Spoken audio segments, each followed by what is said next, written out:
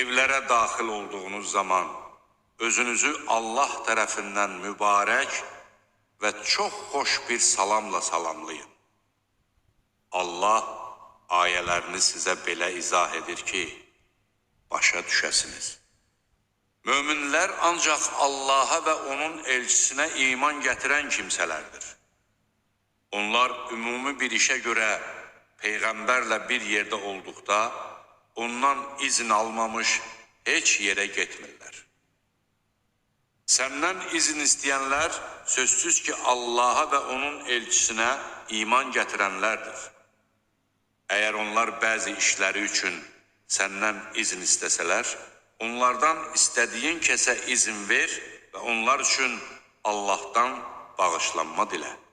Həqiqətən Allah bağışlayandır, rəhəmlidir.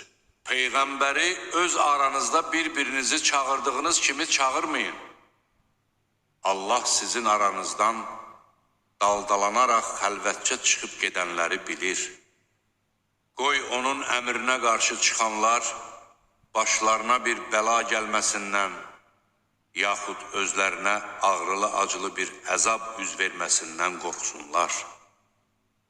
Göylərdə və yerdə nə varsa Allaha məxsusdur. O sizin nə əməl sahibi olduğunuzu və qullarının onun huzuruna qaytarılacaqları günü bilir. Allah onlara nə etdiklərini bildirəcəkdir. Allah hər şeyi bilir.